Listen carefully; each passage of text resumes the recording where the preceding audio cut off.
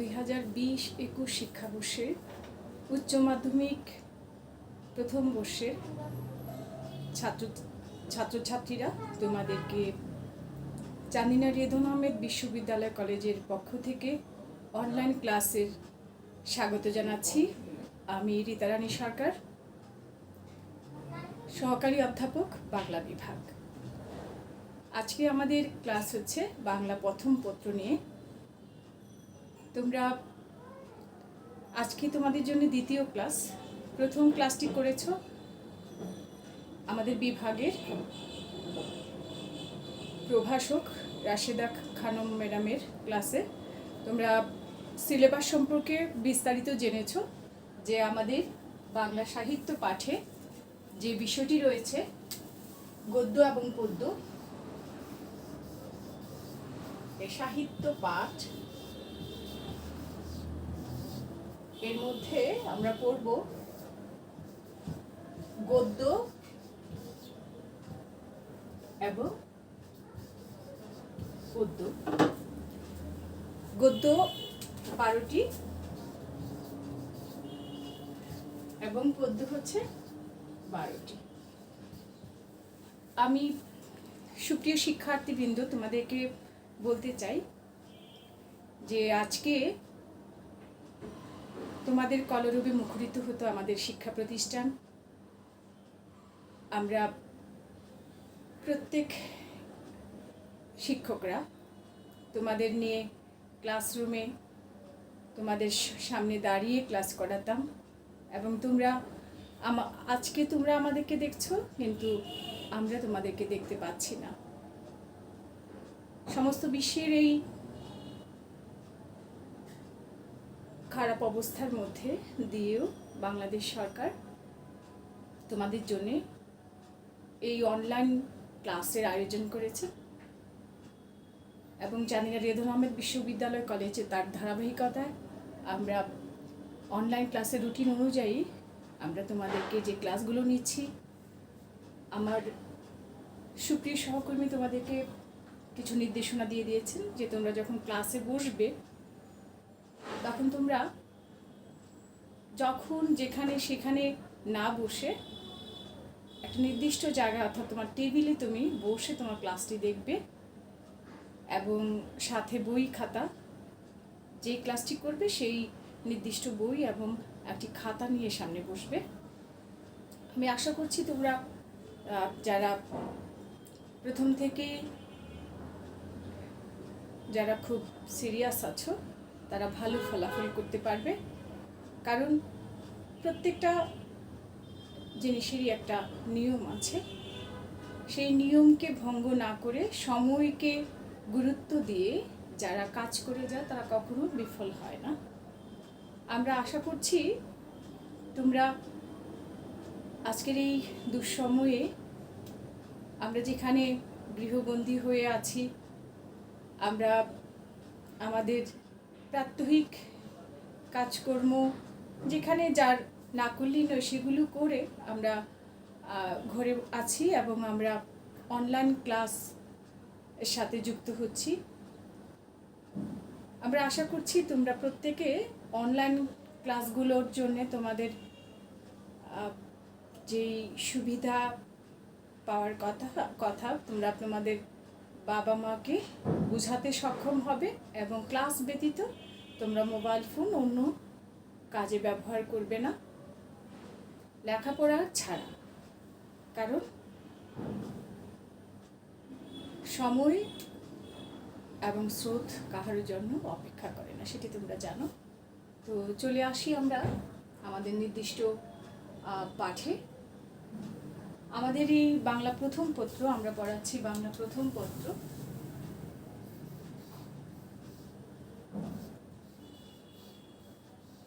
বাংলা প্রথম পত্র। এই প্রথম পত্র পড়াতে যেয়ে এই প্রথম পত্র তোমরা জানো, তোমরা নবম দশম শ্রেণীতে পড়ে এসেছো বাংলা 200 নম্বর প্রথম পত্র এবং দ্বিতীয় পত্র। এবং আমাদের এই এসএসসি লেভেলের মধ্যে উচ্চ মাধ্যমিক লেভেলে অনেকটা একই রকম সাহিত্যের ক্ষেত্রে। যেমন বাংলা প্রথম পত্র তোমরা পড়ছো সাহিত্য পাঠ, গদ্য 12টি, পদ্য 12টি। তোমরা নবম দশম শ্রেণীতে পড়েছো 15টি গদ্য, 15টি পদ্য, এবং তোমরা সহায়ক সহপাঠ হিসেবে পড়েছো আরও একটি নাটক এবং একটি উপন্যাস। ঠিক তেমনি এখানেও আমাদের বাংলা প্রথম পত্রে রয়েছে একটি নাটক এবং একটি উপন্যাস। আশা করছি তোমরা এই দুটি বই সংগ্রহ করবে। আমাদের এই সাহিত্য পাঠ বইটিতে কিছু নতুন সংযোজন হয়েছে, আমি তোমাদেরকে বলে দিচ্ছি। যে এই যে সাহিত্য পাঠ বইটি, এই যে দেখছো, এটা হচ্ছে তোমাদের জন্য নতুন বই। এই বইতে বইয়ের ডান পাশে কোণাতে বঙ্গবন্ধু শেখ মুজিবুর রহমানের ছবি এবং মুজিব বর্ষর একটি লঘু সম্বলিত বই। তো তোমরা এটা হচ্ছে টেক্সট বই। এই টেক্সট বইটি তোমরা সংগ্রহ করবে। আর যারা পুরনো বই সংগ্রহ করেছো তাদেরকে বলছি, কারণ পুরনো বইতে কয়েকটি লেখা তোমরা পাবে না, কারণ আমাদের গদ্যতে 4টি নতুন সংযোজন হয়েছে এবং পদ্যতে 6টি কবিতা নতুন সংযোজন হয়েছে। সেই জন্যে নতুন বইটি সংগ্রহ করলে তোমাদের জন্য বেশি ভালো হবে। আমরা আজকে তোমাদেরকে একটি পদ্য পড়াবো। কি পড়াবো আমরা আগে বলছি না, আমরা একটু ইঙ্গিত দিচ্ছি তোমাদেরকে, আশা করি তোমরা বুঝতে পারবে। সতত হে নদ তুমি পরমুর মনে, সতত তোমার কথা ভাবিয়ে বিরলে, সতত যেমতি লোক নিশার স্বপনে, শুনি মায়ামন্ত্র ধ্বনি তব কলকলে, জুড়াইয়ে কান আমি ভ্রান্তির ছলনে। আশা করি তোমরা বুঝতে পারছো আমি কার কবিতা পড়লাম। তোমরা সবাই এই কবিতার সাথে পরিচিত। যারা উচ্চ মাধ্যমিকে এবার ভর্তি হয়েছে প্রত্যেকে এই কবিতাটি চেনো, জানো। হ্যাঁ, এই কবিতাটি হচ্ছে আমাদের মহাকবি মাইকেল মধুসূদন দত্তের কপোতাক্ষ নদ কবিতা। হ্যাঁ, আমি এই কবিতাটি পড়লাম এই জন্যে আজকেও আমরা মাইকেল মধুসূদন দত্তের একটি কবিতা পড়ব। তোমাদের প্রথম কবিতা। তোমাদের যে 12টি গদ্য আছে, তোমরা ম্যাম যে ক্লাসে পড়া দিয়েছিলেন সে পড়াগুলো নিশ্চয়ই করেছো। 12টি কবিতার নাম, কবির নাম, জন্ম মৃত্যু সাল এবং সাথে গদ্য 12টি গদ্যের নাম এবং লেখকের নাম এবং তাদের জন্ম মৃত্যু। এটা হচ্ছে তোমাদের প্রথম পাঠ। আমরা প্রতি বছরই আমাদের এই উচ্চ মাধ্যমিক প্রথম বর্ষের প্রথম সূচনা ক্লাসে আমরা এই কাজটি তোমাদেরকে দিয়ে থাকি, যে আমাদেরকে আমাদের সিলেবাসের অন্তর্ভুক্ত গদ্য এবং পদ্যের নামগুলো সঠিকভাবে জানা এবং কবি সাহিত্যিকদের নামগুলো সঠিকভাবে শেখা, এই দুটি খুবই জরুরি। তো তোমরা যারা আগের ক্লাসে শিখতে পারোনি বা জানতে পারোনি, তোমরা কিন্তু অবশ্যই এই আবারও পড়বে এবং নিজেরা শিখে মুখস্থ করে লিখে ম্যামের পড়া, ম্যামকে আবার তোমরা বাড়ির কাজ হিসেবে অনেকে দিয়েছো, আমি দেখেছি, আর দিবে। আমিও আজকে তোমাদেরকে পড়িয়ে কিছু পড়া দেব, সে পড়াগুলো তোমাদেরকে দিতে হবে। আশা করছি যারা আমাদের সম্মানিত অভিভাবকবৃন্দ যারা হয়তো দেখছেন আমাদের ক্লাস, তাদেরকে অনুরোধ করব যে আপনারা অনুগ্রহপূর্বক আপনাদের যে সন্তানেরা যে ক্লাসগুলো করছে সেগুলো আপনারা একটু মনিটরিং করবেন। ওরা ক্লাসগুলো সত্যি সত্যি ভালোভাবে নিতে পারছে কি না, না মোবাইল ফোন নিয়ে তারা সেটির অপব্যবহার করছে, সব দিকে খেয়াল রাখতে হবে। তো সুপ্রিয় শিক্ষার্থীবৃন্দ, আমরা যে সুবিধা আমরা পেয়েছি, যে বাবা মা আমাদেরকে ফোন দিতেন না, সেই বাবা মা আমাদেরকে ইচ্ছে করেই আমাদের হাতে ফোন তুলে দিয়েছেন ক্লাস করার জন্য। আমরা যেন সেই সুবিধাটি আমরা যেন কাজে লাগাই। তো আমরা আসবো আমাদের যে প্রথম কবিতা, সেটির নাম হচ্ছে বিভীষণের প্রতি মেঘনাদ।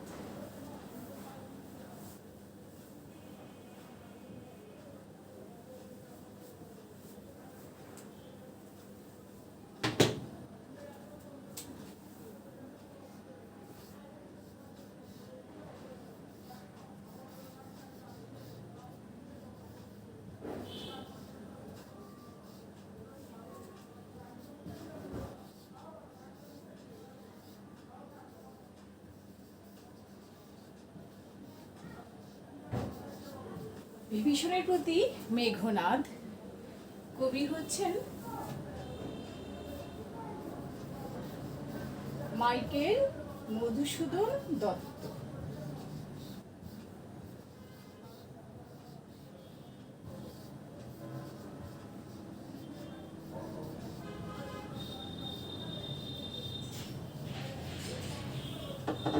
আমরা এই যে বাংলা প্রথম পত্র পড়ব, এই পড়ার সময় আমাদেরকে কি করতে হবে? আমাদেরকে একটি খাতা নিয়ে বসতে হবে এবং আশা করছি তোমরা প্রত্যেকে খাতা নিয়ে বসেছো। এবং আমি আরেকটি বিষয় বলবো যে তোমরা বাংলা ফার্স্ট পেপারের জন্য একটি খাতা এবং সেকেন্ড পেপারের জন্য তোমরা একটি খাতা তৈরি করবে। আমরা এখন যেহেতু ফার্স্ট পেপার পড়াচ্ছি, ফার্স্ট পেপারের এই খাতা তৈরি করে তুমি বিভীষণের প্রতি মেঘনাদ পড়ছো। এই মেঘনাদ লিখে বিভীষণের প্রতি মেঘনাদ এবং মাইকেল মধুসূদন দত্ত লিখে তোমরা কবি পরিচিতিতে চলে যেতে হবে। আমি বিভীষণের প্রতি মেঘনাদ কবিতাটি পড়ানোর আগে আমি একটু কবি পরিচিতির দিকে যাই। তোমরা হয়তো জানো, তোমরা যেই সিস্টেমে নবম দশম শ্রেণীতে পড়েছো, ঠিক একই সিস্টেম কিন্তু আমাদের এই উচ্চ মাধ্যমিক শ্রেণীতেও, অর্থাৎ প্রথম পত্রের বেলায়। প্রথম পত্রে বহু নির্বাচনী 30 নাম্বার এবং 30 নাম্বারের মধ্যে তোমাদের হচ্ছে গদ্য, পদ্য এবং সহপাঠ যেমন ছিল, ঠিক এরকম আমাদের ওই সহপাঠ, একটি নাটক সিরাজদৌল্লা এবং উপন্যাস হচ্ছে লাল সালু। এই দুটি থেকেই তোমাদেরকে বহু নির্বাচনী প্রশ্ন থাকবে 30 নাম্বার এবং সৃজনশীল 30 নাম্বার, সেটি এসএসসি লেভেলের মতোই। তো আমরা এসএসসিতে যেই ফলাফল, সেটির জন্যে কিন্তু আমাদের ভর্তি পরীক্ষা বা এমন কোনো কিছুতে কিন্তু আমাদের জীবনে তেমন একটা প্রভাব পড়েনি। কিন্তু তোমরা জানো উচ্চ মাধ্যমিক শ্রেণীর যেই পরীক্ষা বা ফলাফল, যদিও এবার একটু ব্যতিক্রম হয়েছে, পরীক্ষাটি হচ্ছে না, কিন্তু তারপরেও যে বিষয়টি থেকে যায় সেটি হচ্ছে ভর্তি পরীক্ষা। তোমরা যে ভর্তি পরীক্ষা দিবে, সেই ভর্তি পরীক্ষার জন্যে উচ্চ মাধ্যমিক শ্রেণীর যে পাঠ্য বিষয়গুলো, সেগুলো থেকে লাইন বাই লাইন পড়তে হবে।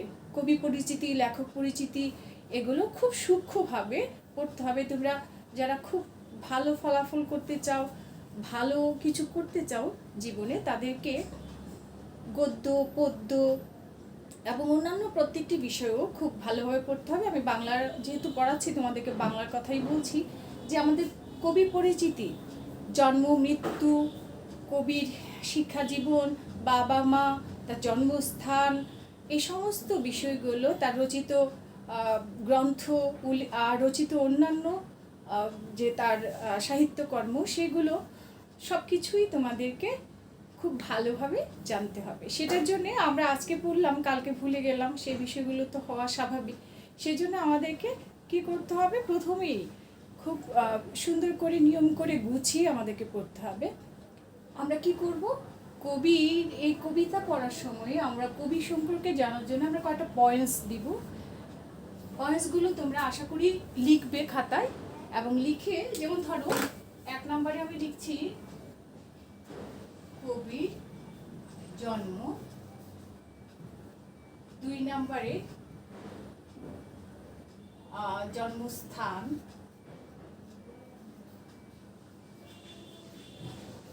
অনেক সময় জন্মের সাথে মৃত্যুটাও দিয়ে দেওয়া হয়, তো আমরা ঠিক আছে ধারাবাহিকভাবে নিচেই লিখব জন্ম, জন্মস্থান। 3 নম্বরে বাবা মায়ের নাম, বাবা মায়ের নাম। 4 নম্বরে হচ্ছে শিক্ষা জীবন।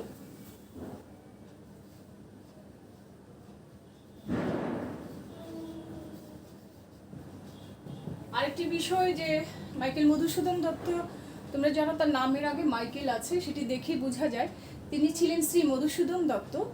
পরে তিনি যখন খ্রিস্ট ধর্ম গ্রহণ করেছেন, তখন তিনি তার নামের আগে যুক্ত হয়েছে মাইকেল। তাই আমরা আরেকটি পয়েন্ট দিব যে খ্রিস্ট ধর্ম গ্রহণ।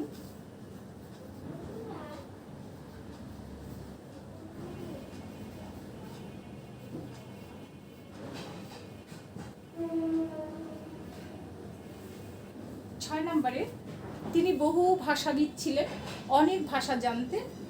তো তার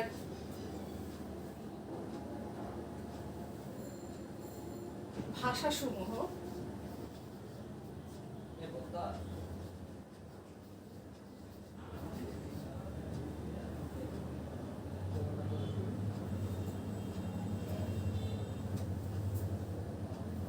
সাত নম্বরে আমরা লিখব তার রচিত যে সাহিত্যকর্ম রয়েছে সেই সাহিত্যকর্মের নামগুলো, যেমন নাটক আছে, রচিত নাটক,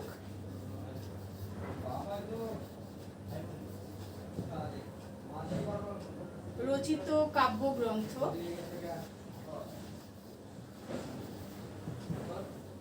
তারপরে আছে প্রহসন।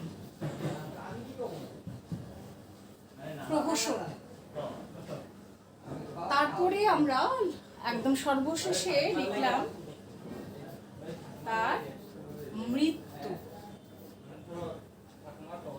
ঠিক আছে, তাহলে চলে এসো আমরা এবার জেনে নিই তার জন্ম হচ্ছে 1824 সালে 25 জানুয়ারি। 25 জানুয়ারি। আর তার জন্মস্থান হচ্ছে যশোর জেলার সাগরদাড়ি গ্রাম। আমরা লিখব যশোর জেলার সাগরদাড়ি গ্রাম। এবার হচ্ছে তার বাবা মায়ের নাম। আমাদের এই যে বোর্ডের জায়গা স্বল্পতার জন্য আমাদের হচ্ছে আমাদের লেখাগুলো একটু চাপা হয়ে যাচ্ছে। তোমরা খাতায় সুন্দর করে পয়েন্ট করে ফাঁকা ফাঁকা করে সুন্দর করে লিখবে বাবা মায়ের নাম। তার বাবা হচ্ছে রাজনারায়ণ দত্ত, রাজনারায়ণ দত্ত। আর তার মা হচ্ছেন জাহ্নবী দেবী।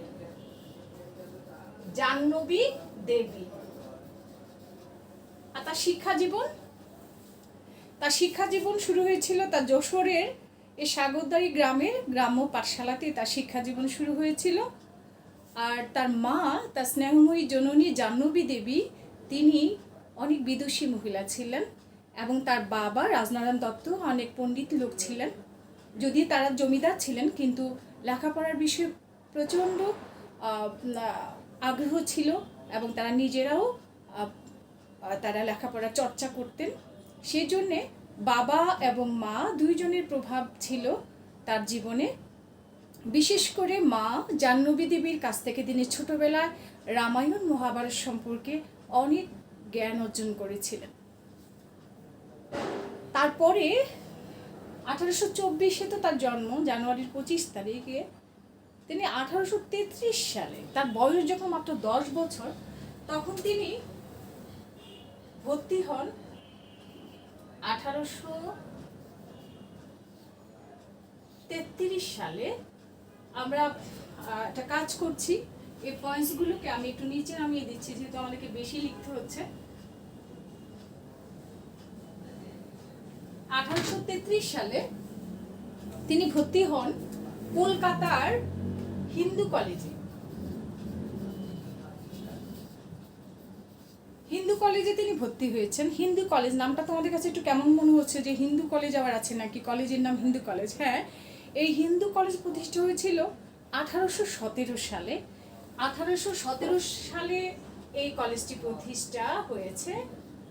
তারপরে এই কলেজটি 1855 সালে এর নাম হয় প্রেসিডেন্সি কলেজ।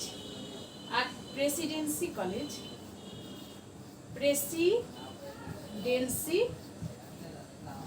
কলেজ এটা কত সালে? 1855 সালে।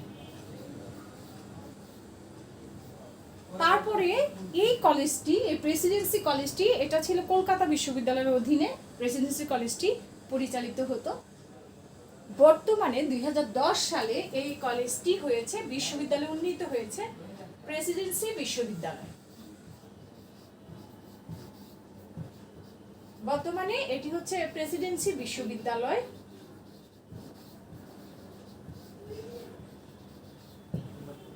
এটা হচ্ছে 2010 সালে, 2010 সালে হয়েছে। এটা প্রেসিডেন্সি বিশ্ববিদ্যালয়ে রূপ নিয়েছে। এখন এটা আর কারো আন্ডারে নয়, নিজেই একটা বিশ্ববিদ্যালয়, স্বায়ত্তশাসিত। তো আমরা দেখেছি যে তিনি মাত্র 10 বছর বয়সে 1833 সালে প্রেসিডেন্সি, যখন এটার নাম ছিল হিন্দু কলেজ, তখন তিনি ভর্তি হয়েছিলেন এখানে সপ্তম শ্রেণীতে ভর্তি হয়েছিলেন তিনি হিন্দু কলেজে। তারপরে তিনি এখানে পড়াশোনা করেছেন 10 বছর। 10 বছর পরে 1843 সালে তিনি, ওই যে আমরা একটা পয়েন্ট লিখেছিলাম খ্রিস্ট ধর্ম গ্রহণ, এই যে খ্রিস্ট ধর্ম গ্রহণ লিখেছিলাম এখানে, এটা হচ্ছে 1843 সালে। 1843 সালে তিনি খ্রিস্ট ধর্ম গ্রহণ করেছেন। এই খ্রিস্ট ধর্ম গ্রহণ করার পরে হিন্দু কলেজ তাকে ছাড়তে হয়েছে। এই হিন্দু কলেজ থেকে তাকে চলে যেতে হয়েছে শিবপুরের বিশপস কলেজ, এটাও কলকাতায়, কলকাতার শিবপুরের বিশপস কলেজে তিনি ভর্তি হন। 1843-এ খ্রিস্ট ধর্ম গ্রহণ করেন এবং সেই সময়ে এই খ্রিস্ট ধর্ম গ্রহণ করার পর তাকে হিন্দু কলেজ ত্যাগ করতে হয় এবং তিনি যে শিবপুরের বিশপস কলেজে ভর্তি হন।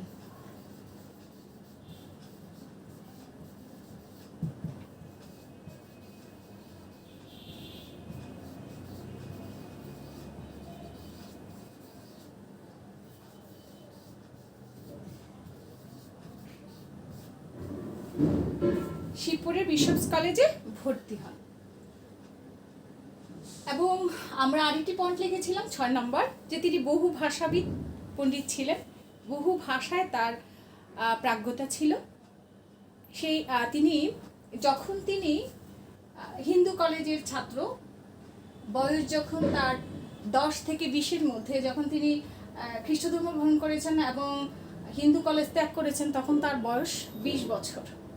এই 20 বছর বয়সেই কিন্তু তিনি ইংরেজি, তখন তার পড়াশোনার মাধ্যমই ছিল ইংরেজি ভাষা, তো তিনি ভালো জানতেনই, তিনি সংস্কৃত ভাষা ভালো করে জানতেন, সাথে জার্মান জানতেন, ফরাসি ভাষা জানতেন, তারপরে লাতিন ভাষা জানতেন, হিব্রু ভাষা জানতেন। এই ভাষাগুলো, এই এতগুলো ভাষা তিনি রপ্ত করেছিলেন আমাদের মাইকেল মধুসূদন দত্ত। তো আমরা এই ভাষার ক্ষেত্রে লিখব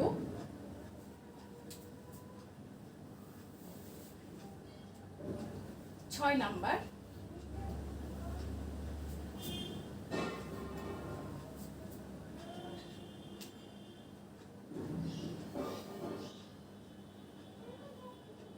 এইখানে আমরা লিখব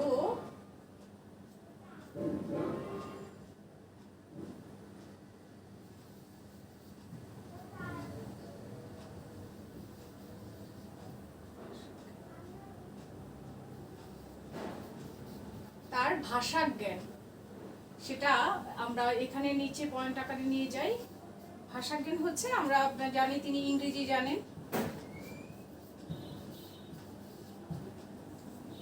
জানেন, সংস্কৃত জানেন,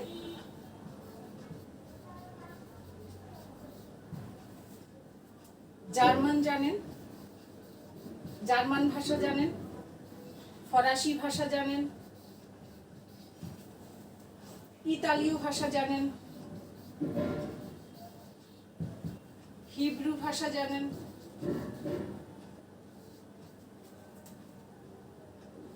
লাতিন ভাষা জানেন, তারপরে আরেকটি আছে গ্রিক ভাষা, তিনি গ্রিক ভাষাও জানতেন। তাহলে কয়টি ভাষা হলো দেখো, তিনি ইংরেজি জানতেন ভালো, সংস্কৃত জানতেন, জার্মান জানতেন, ফরাসি জানতেন, ইতালীয় ভাষা জানতেন, হিব্রু জানতেন, লাতিন জানতেন, গ্রিক ভাষা জানতেন, বাংলাতে আছেই। তাহলে 2, 3, 4, 5, 6, 7, 8টি ভাষা, বাংলা সহ মোট 9টি ভাষা তিনি ব্যুৎপত্তি অর্জন করেছিলেন। ওই ভাষায় তিনি লিখতে পারতেন, বলতে পারতেন। পড়তে পারতেন। তো এই হচ্ছে আমাদের মাইকেল মধুসূদন দত্তের লেখাপড়া এবং তার ভাষা জ্ঞান সম্পর্কে আমাদের আলোচনা। এবারে আমরা চলে যাচ্ছি তার রচিত নাটক নিয়ে। মাইকেল মধুসূদন দত্ত বাংলা সাহিত্যে প্রথম সার্থক ট্র্যাজেডি নাটক লিখেছিলেন এবং সার্থক আধুনিক নাটকও তিনি রচনা করেছেন। আমরা এই লেখাটা মুছে দিচ্ছি।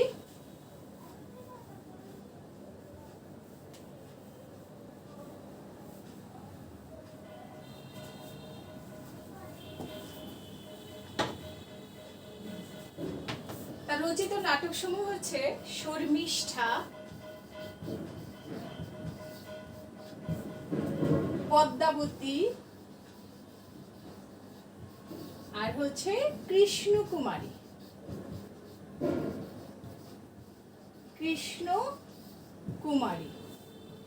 দেখো তার কাব্যগ্রন্থগুলো কি? কাব্যগ্রন্থগুলো হচ্ছে মেঘনাদ বধ, তারপরে হচ্ছে তিলোত্তমা সম্ভব,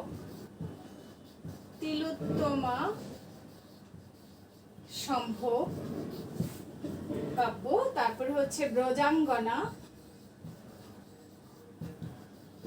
হচ্ছে বীরাঙ্গনা, আরেকটি নাম হচ্ছে চতুর্দশপদী কবিতাবলী, আরেকটি কাব্যগ্রন্থের নাম হচ্ছে চতুর্দশপদী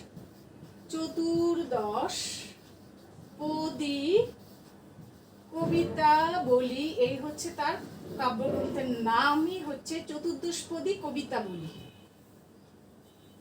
কাব্যগ্রন্থ মেঘনাদ বধ, তিলোত্তমা সম্ভব, ব্রজাঙ্গনা, বীরাঙ্গনা, চতুর্দশপদী কবিতাবলী, এই হচ্ছে তার রচিত কাব্যগ্রন্থ।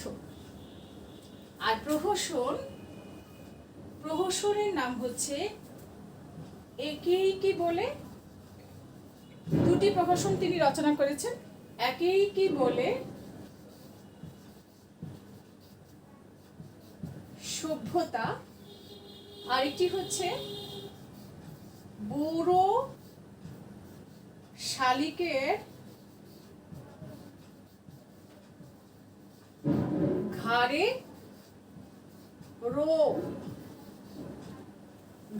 রো। এই হচ্ছে তার রচিত প্রহসন দুটি। এক হচ্ছে একে কি বলে সভ্যতা, দুই নম্বরে হচ্ছে বুড়ো শালিকের ঘাড়ে রো। আর তার মৃত্যু হয়েছে 1873 সালে। 1873 সালে 29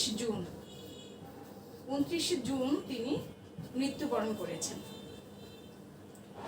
তো এই হচ্ছে মাইকেল মধুসূদন সম্পর্কে মোটামুটি একটি তার কবি পরিচিতি। আমরা আরেকটু বিষয় বলে না নিলে আমাদের এই কথা সম্পূর্ণ হবে না। মধুসূদন বাংলা সাহিত্যে তোমরা দেখেছো তার, আমরা বলেছি জন্ম হচ্ছে 1824 সালে তিনি জন্মেছেন। তখন আমাদের যে বাংলা সাহিত্য, আমরা এখানে একটু মুছে দিচ্ছি, মুছে দিয়ে আমরা বাংলা সাহিত্যের যে যুগ বিভাগটাতে তোমাদেরকে, এটা যদিও একটি কঠিন বিষয়, তারপরে তোমাদেরকে একটি সাধারণ ধারণা, তোমরা যেহেতু উচ্চ মাধ্যমিক শ্রেণীতে পড়ছো, তোমাদের জীবনের একটি নতুন অধ্যায়ের সূচনা হয়েছে। আমি আশা করছি তোমাদের এই অর্জিত জ্ঞানটা তোমাদের এটা বিফলে যাবে না, এটা কাজে লাগবে। অর্থাৎ মাইকেল মধুসূদন দত্তকে আমরা যদি আধুনিক যুগের কবি ধরি, এবং তিনি আধুনিক যুগের প্রথম দিকের কবি। কিভাবে আধুনিক যুগ বাংলা সাহিত্যটার যুগ বিভাগ যদি বলি, দেখো বাংলা সাহিত্য, এই হচ্ছে বাংলা সাহিত্যের যুগ কয়টি? তিনটি। বাংলা সাহিত্যের যুগ হচ্ছে তিনটি। একটা হচ্ছে প্রাচীন যুগ, আরটা হচ্ছে মধ্যযুগ, আরটা হচ্ছে আধুনিক যুগ। দেখো এই প্রাচীন যুগটা হচ্ছে 650 থেকে 1200 পর্যন্ত, আর এই মধ্যযুগটা হচ্ছে 1201 থেকে 1800 পর্যন্ত, আর আধুনিক যুগটা হচ্ছে 1801 থেকে বর্তমান সময় পর্যন্ত। বর্তমান যে সময় সেই পর্যন্ত হচ্ছে আধুনিক যুগ। এখন দেখো আমাদের মাইকেলের জন্ম হচ্ছে 1824, মৃত্যু হচ্ছে 1873। তো এই যে মাইকেল 1801-এ হচ্ছে আধুনিকতার শুরু। 1800-এর পরে যারা এসেছেন তারা হচ্ছে আধুনিক কবি। এবং দেখো 1824-এ মাইকেলের জন্ম। তো তিনি হচ্ছেন বাংলা সাহিত্যে আধুনিক কবিদের মধ্যে একজন অন্যতম কবি। আর আমরা যে আজকে পড়ব বিভীষণের প্রতি মেঘনাদ যে কবিতাটি, তোমরা দেখো এখানে দুটি ব্যক্তির নাম, একটা হচ্ছে বিভীষণ আর একটা হচ্ছে মেঘনাদ। বিভীষণের প্রতি মেঘনাদ, বিভীষণ হচ্ছেন কাকা আর মেঘনাদ হচ্ছেন ভাতিজা, যাকে বলা হয় ভ্রাতৃস্পুত্র। আর কাকাকে বলা হয় পিতৃব্য। অর্থাৎ বিভীষণ হচ্ছে পিতৃব্য, অর্থাৎ যাকে বলা হয় কাকা বা চাচা। আর মেঘনাদ হচ্ছে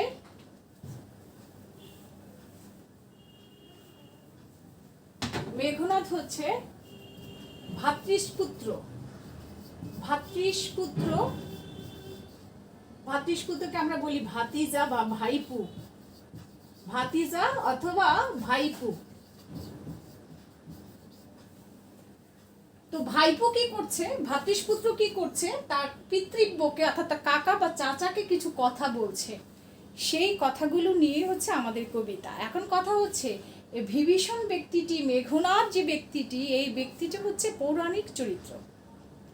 তোমরা জানো যে রামায়ণ মধ্যযুগে রচিত গ্রন্থ। এই যে মধ্যযুগ কখন, এই সময়টাতে রচিত হয়েছে যেসব গ্রন্থগুলো, যেসব সাহিত্যগুলো, সেগুলোকে বলা হয় মধ্যযুগের সাহিত্য। 1201 থেকে 1800 পর্যন্ত রচিত গ্রন্থসমূহ।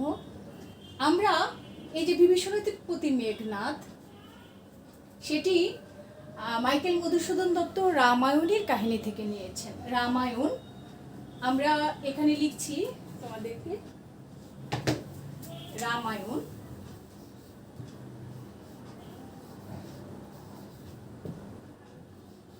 এই রামায়ণ মহাকাব্য, রামায়ণ মধ্যযুগের রচিত মহাকাব্য। এই রামায়ণ মহাকাব্যটি সংস্কৃত মহাকবি বাল্মীকি, তাকে বলা হয় আদি কবি, কারণ তিনি অনেক আগের কবি ছিলেন। সংস্কৃত মহাকাব্য অর্থাৎ যে বাল্মীকির যে জন্ম, সেটা হচ্ছে খ্রিস্টপূর্ব 300 অব্দ, অর্থাৎ এখন থেকে খ্রিস্টপূর্ব, এখন ধরো 2020 সাল চলছে, খ্রিস্টের এই যে জন্মের সাথে সাথে সাল 2020 বছর বয়স, এর আগে আরও 200-300 বছর আগে হচ্ছে আনুমানিক বলা হয় যে 300 খ্রিস্টপূর্ব 300 অব্দে জন্মগ্রহণ করেছেন বাল্মীকি, আদিকবি বাল্মীকি, সংস্কৃত সাহিত্যের মহাকবি। এবং তিনি সেই সময়ে রচনা করেছেন মহাকাব্য রামায়ণ সংস্কৃত ভাষায়। এই রামায়ণ রচয়িতা মহাকবি বাল্মীকি। তিনি ছিলেন সংস্কৃত ভাষার কবি, সংস্কৃত ভাষার বা সংস্কৃত সাহিত্যের মহাকবি, এবং তার রচিত গ্রন্থ হচ্ছে রামায়ণ। এই রামায়ণ 2500 বছর আগে রচনা করেছেন মূল রামায়ণ সংস্কৃত ভাষায় বাল্মীকি মুনি। সেটিকে মধ্যযুগে এসে আমাদের কৃত্তিবাস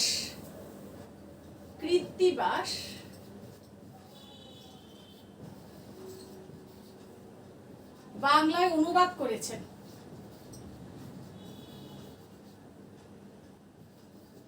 বাংলায় অনুবাদ করেছেন ওই সংস্কৃত রামায়ণটিকে বাংলায় অনুবাদ করেছেন। সেটি হচ্ছে মধ্যযুগে, অর্থাৎ কৃত্তিবাসের জন্ম হচ্ছে তোমার 1300 আনুমানিক বলা হয় 1301 থেকে 1380 পর্যন্ত এই সময়টাতে, অর্থাৎ তাকে বলা হয় চতুর্দশ শতকের কবি। চতুর্দশ শতকে তার জন্ম হয়েছে। তাহলে আনুমানিক এই সময়টাতে অর্থাৎ চতুর্দশ শতকে অনুবাদ করেছেন এই কৃত্তিবাস বাল্মীকির সংস্কৃত রামায়ণটিকে। তো সেই জন্যে এই রামায়ণটাকে আমাদের মাইকেল মধুসূদন দত্ত কি করলেন, বা এই রামায়ণের কাহিনী নিয়ে তিনি রচনা করলেন মেঘনাদ বধ মহাকাব্য।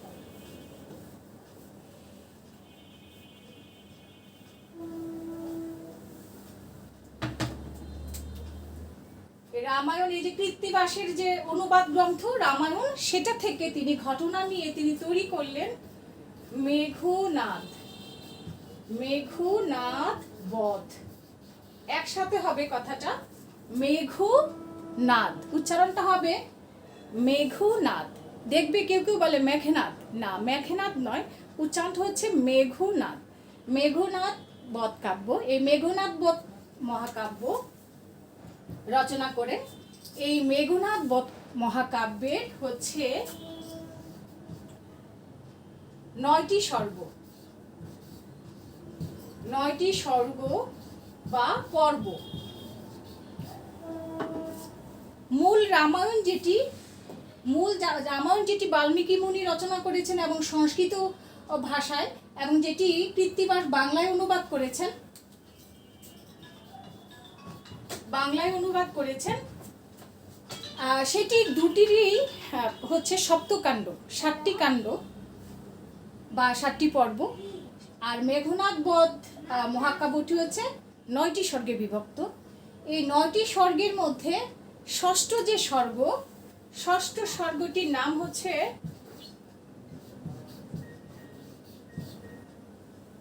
বধ বা বধ।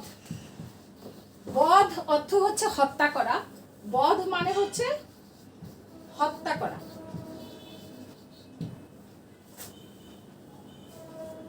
এই পর্বটি, আমাদের এই যে কবিতাটি, এটা হচ্ছে মহাকবি বাল্মীকি যে রামায়ণ রচনা করেছেন 2500 বছর আগে, সেই রামায়ণটিকে কৃত্তিবাস চতুর্দশ শতকে অর্থাৎ মধ্যযুগে এসে তিনি এটিকে বাংলায় অনুবাদ করেছেন। এবং আক্ষরিক অনুবাদ করেননি, এটি বাংলায় অনুবাদ করতে যেয়ে সেই সময়ের অর্থাৎ মধ্যযুগের চতুর্দশ শতকের বাংলা যে জনজীবন, বাংলার যে সংস্কৃতি, যে লোকাচার, সেগুলিকে অনেক কিছু তিনি নিজের মতো করে সেখানে তিনি যোগ করেছেন।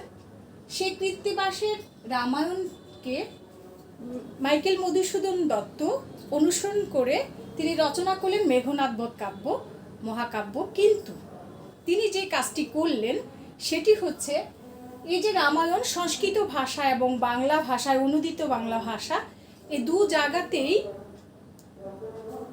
রাম ছিলেন নায়ক,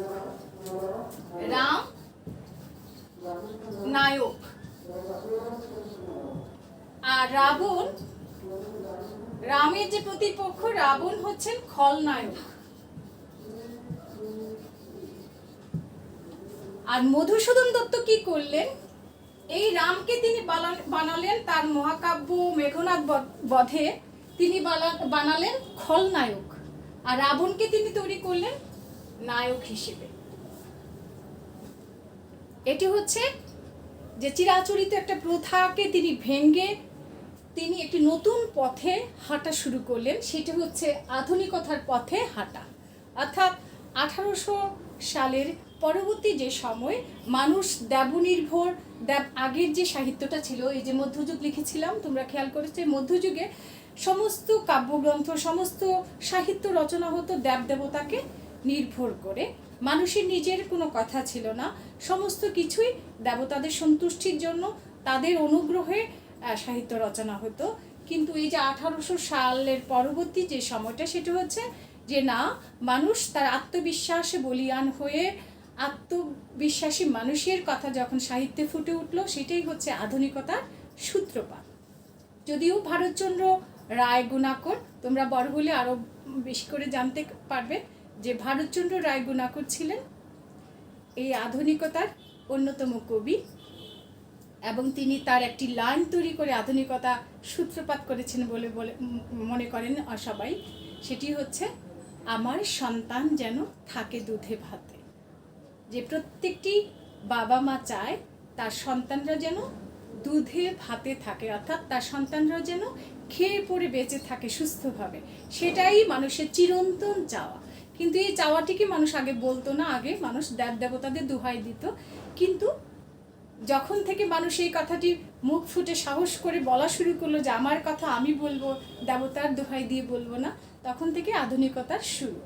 এবং আমরা দেখি এই মাইকেল মধুসূদন দত্ত তিনি কি করলেন, তিনি এই দেবতা রামকে, তিনি যে যারা ভাগ্য নির্ভর, যারা হচ্ছে দেবতার উপরে নির্ভর, সেই রামকে তিনি নায়ক বানালেন না।